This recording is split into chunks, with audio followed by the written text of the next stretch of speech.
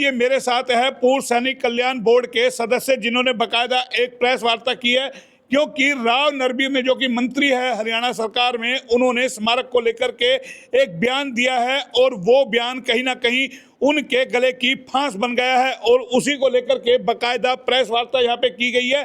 तमाम लोगों से जानेंगे बारी बारी आखिर ये माजरा क्या है, क्योंकि कहीं ना कहीं राव नरबीर के मंत्रिमंडल को छीनने तक की अब बात की जा रही है। तो ऐसा क्या हो गया, किस तरीके से ये पूरा हरियाणा के अंदर जो है हंगामा खड़ा हो गया। हालांकि इसको लेकर के कई संगठन, मुख्यमंत्री नायब सिंह सैनी से भी मिले हैं, उन्होंने बकायदा आश्वासन दिया है कि स्मारक वहां बनेगा, लेकिन राव नरबीर का जो बयान है वो कहीं ना कहीं आग में घी डालने का काम कर गया और उसको लेकर के नाराजगी बढ़ती जा रही है। हम आपको बता दें, ये अहिरवाल के तमाम लोग हैं और पूर्व सैनिक कल्याण बोर्ड के सदस्य हैं। इनका गुस्सा शांत होने का नाम नहीं ले रहा है। उसी पे सीधी बात करेंगे। जनाब, पहले आपका शुभ नाम, पूरा परिचय। मेरा नाम राजपाल है, पूर्व सैनिक कल्याण संगठन रेवाड़ी के अध्यक्ष।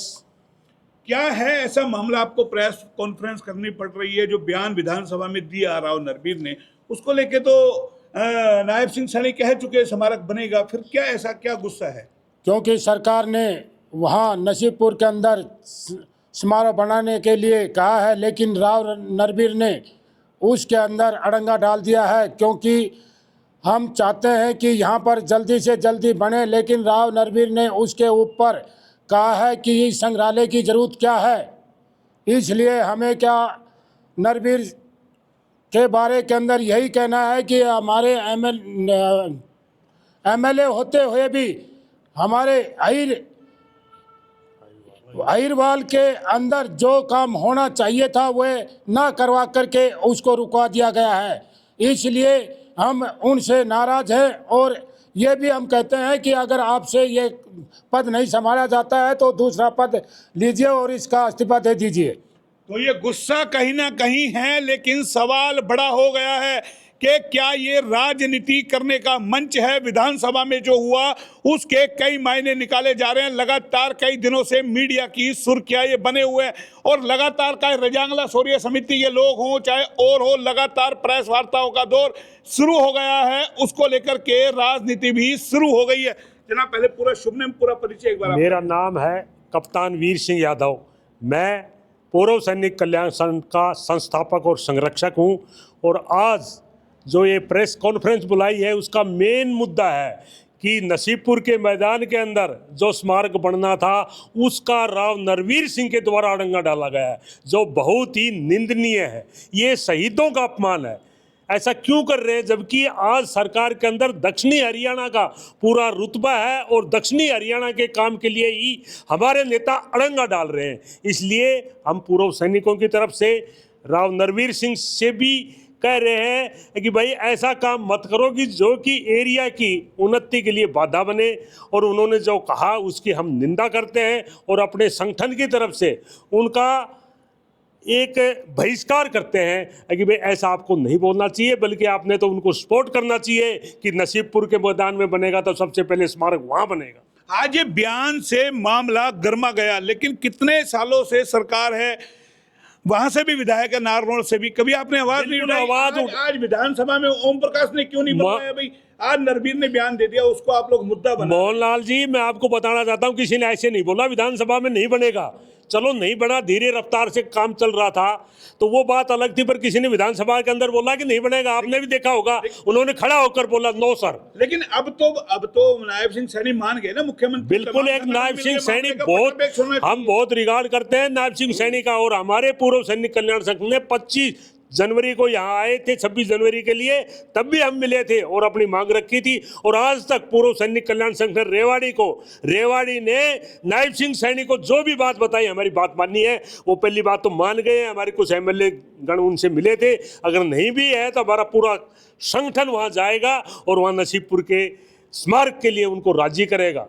तो वहाँ से ही रामविलास शर्मा भी थे और भी थे, तीसरी बार सरकार बनी है, 2 बार योजना रही, तब आप लोग क्यों नहीं आगे बढ़े? आज एक बयान देते तमाम लोग आगे, नहीं लगता इसको राजनीति रंग देने की कोशिश की जा रही है? क्यों राव नरबीर ने ऐसा बयान दिया, आपको कुछ अंदाजा? मोहनलाल जी, मैं आपको बताना चाहता है, हमारा संगठन गैर राजनीतिक है।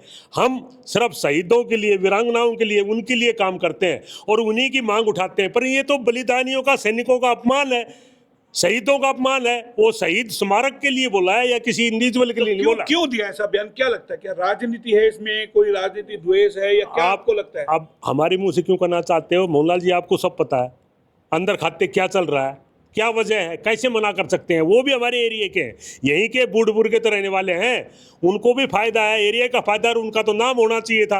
वो हमारे मंत्री भी है इस महकमे के अंदर, सैनिक और सैनिक के मंत्रालय उनके पास है, उनको तो आगे बढ़कर काम करना चाहिए और हम उनसे भी मिलेंगे और बताएंगे आपने ऐसा क्यों किया।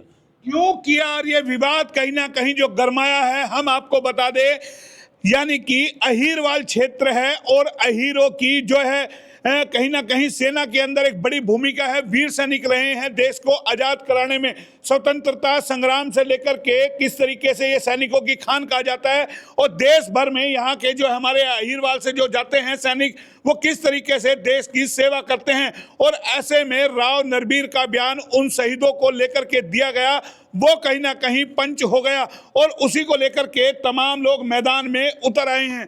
जनाब कैप्टन भोलाराम यादव, संरक्षक, पूर्व सैनिक कल्याण संगठन रेवाड़ी। मैं राव नरबीर सिंह द्वारा ब्लंटली ना कहने, खड़े होके ना कहना, उसकी मैं घोर निंदा करता हूँ। ये सीधी सीधी शहीदों के लिए अपमान है। जब आप मान नहीं कर सकते हो, यू हैव नो राइट किसी का अपमान करें। वो भी तो है, तो अहीरवाल के नेता होते तो ऐसा करते नहीं। वो गांव बूढ़पुर के मेरे पड़ोसी भाई हैं, लेकिन ऐसा नहीं करना चाहिए।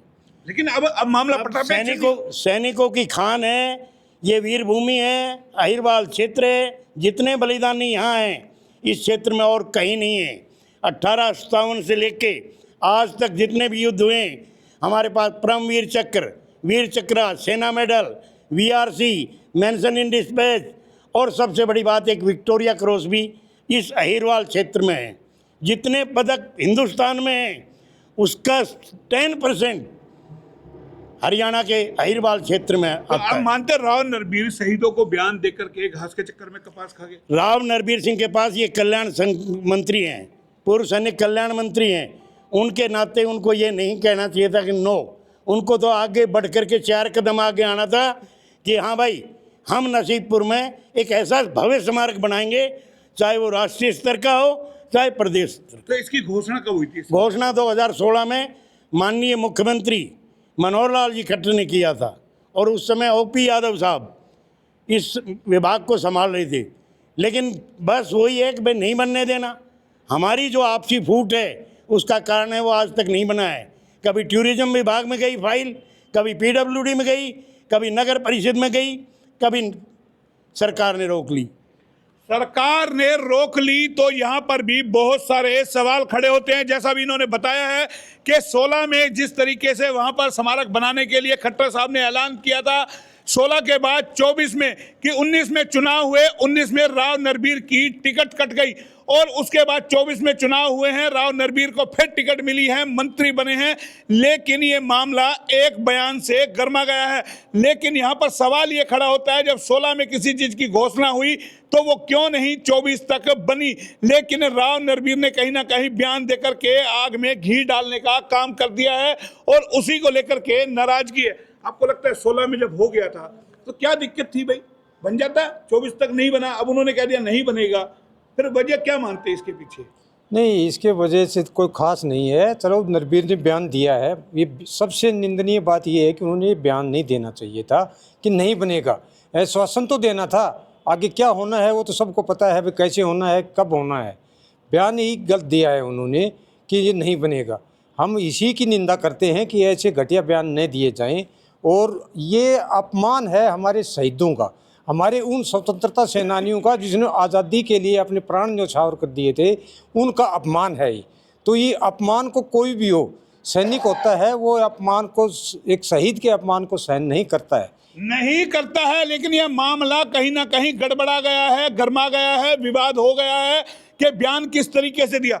आपको लगता है राव नरबीर की 19 में टिकट कटेगी, वो दर्द कहीं अभी तक है? क्योंकि हर जगह वो देख के होंगे आपने, टिकट से पहले भी बोला है मेरी, किस तरीके से देखते हैं उसको लेकर के? हमारा संगठन गैर राजनीतिक है और हमारा कल्याण का अधिकारी जो रेवाड़ी के अंदर है नियुक्त किया गया है, वह खुद यहाँ आते नहीं और हमारे यहाँ से 8 कार्यकर्ता को यहाँ से, ये हम नहीं कहते कि उन कर्मचारियों को अपनी मर्जी से पोस्टिंग करवाया है या हमारे जो कल्याण मंत्री है उसके कहने से करवाया है, और हमारे यहाँ का जो सैनिक बोर्ड है उसका क्या है, आदमियों की कमी होने के कारण हमारा म्यूजियम और रंजांगला पार्क के अंदर हमारा एक भी आदमी नहीं जाता और उनको नहीं जाता है। मामले सारे खुल गए हैं, परत दर परत खुलेंगे और एक बयान से कैसे बवाल मचता है ये आप देख रहे होंगे।